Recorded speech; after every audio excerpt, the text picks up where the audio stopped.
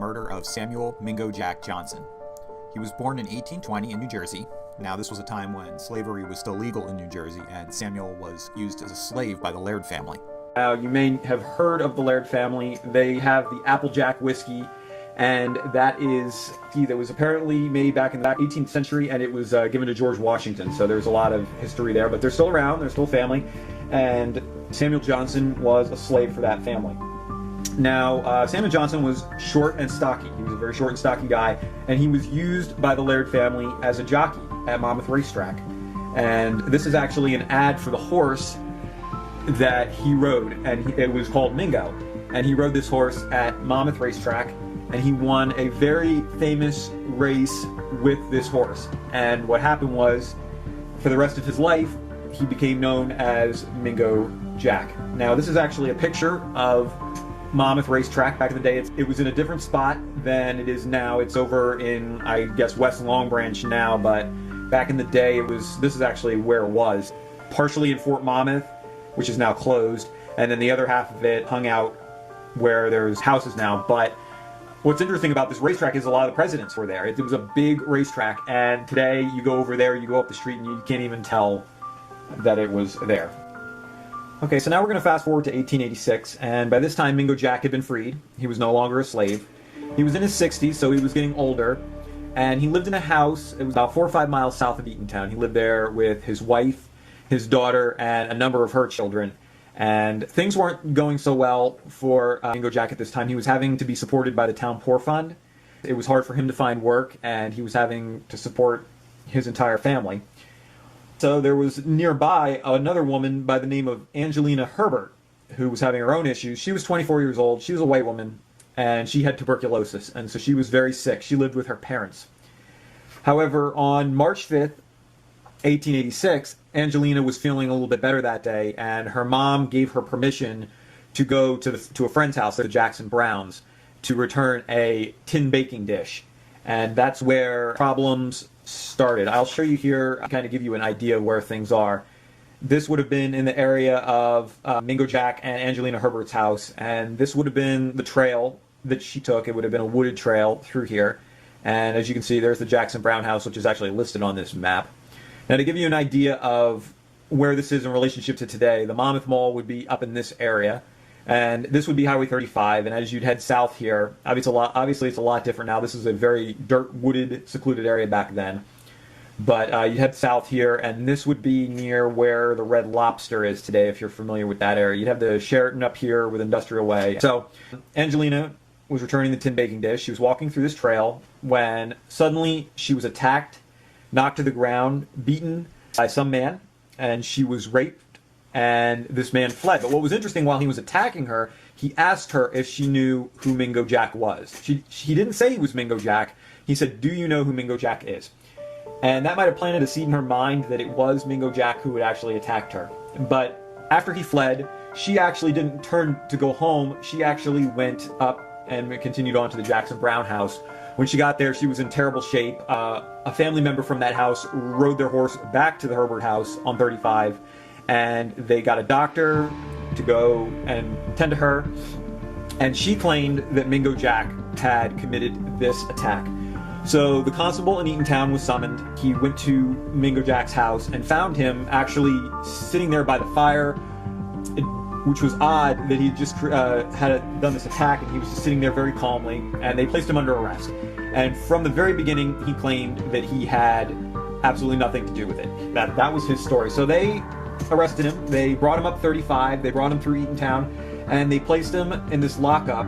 It's this small building here, which is on, if you look behind here, that's Wampum Brook. That's still there. This would be near the entrance of Fort Monmouth. They placed him in the lockup, and basically a crowd gathered around this lockup.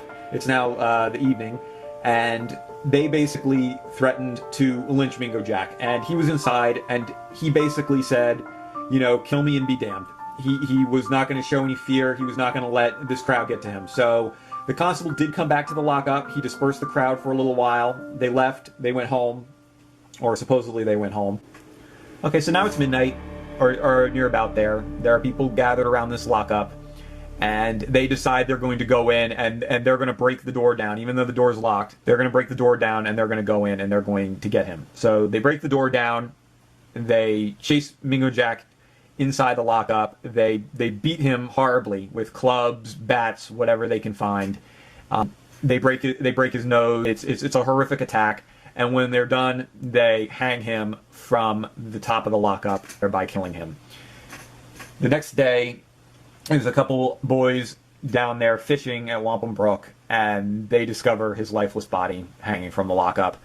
And the coroner comes, and here's his death certificate here, Samuel Johnson. And now it says here that he's 77. He was actually in his 60s. They tend to make mistakes on this, but it says compound fracture of the skull caused by a person or persons unknown to the coroner. So Mingo Jack was buried over at the Locust Grove Cemetery. This is behind the Quick Check near where 36 and the Monmouth Mall are.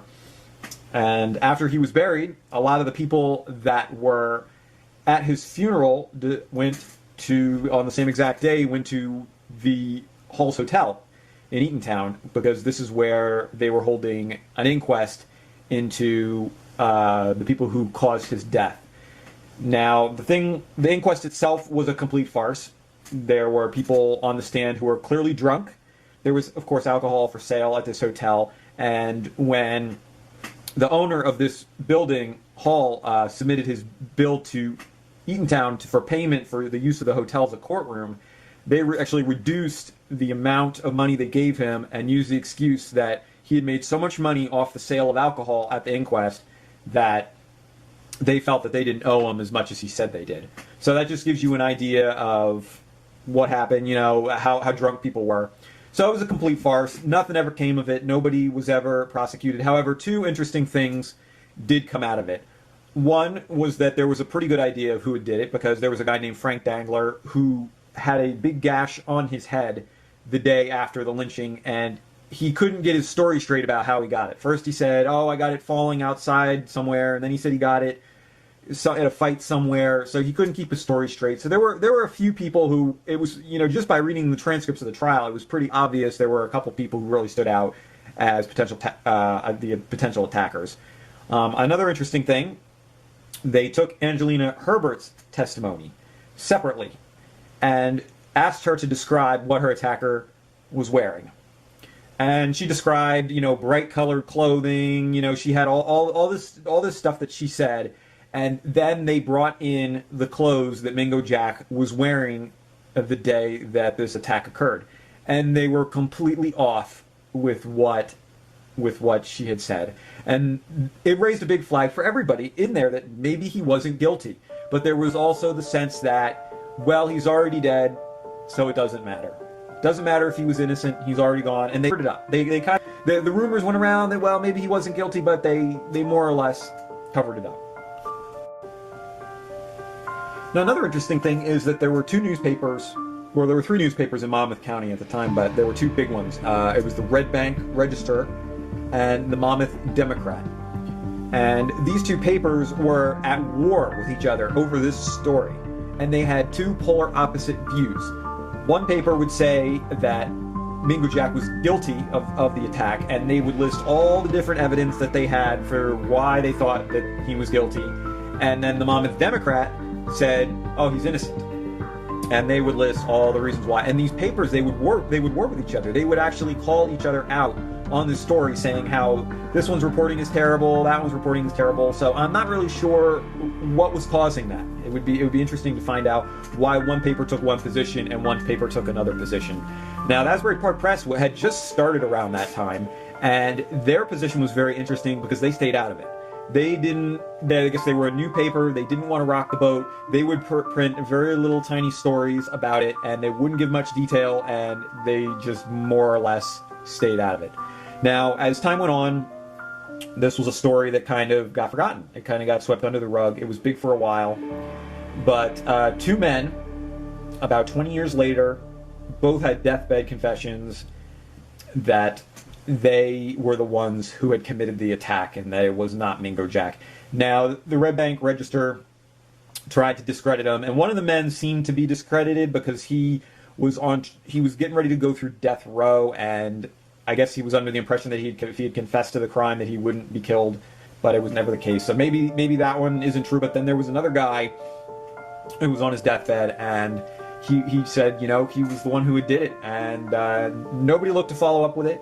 I think the story got brought up again. This was around like the 1890s, and by this time Angelina Herbert was very sick. She soon died of her tuberculosis, and after that everything pretty much went quiet until it had been researched again. There was some research done in the 1980s and 1990s, a little bit on this, but it wasn't really brought out. So I'm going to leave you with this. This is the 1889 Sanborn map. And I find this to be pretty fascinating because how often do you see a professional map that labels where somebody was killed? I don't think that happens too often. So I just find it interesting that they labeled a spot where somebody was killed. I didn't quite understand why they did that, but I think it goes to show that this was such a big case back then in Monmouth County, in all of Monmouth County, not just Eatontown. And it was in all the papers, and it's something that's been forgotten. And as I go up Highway 35 or I go past the spot, I think that, it's something that we can't forget about. It was part of our history. It was not a good time, but, it's something that needed to be brought out again. Thank you.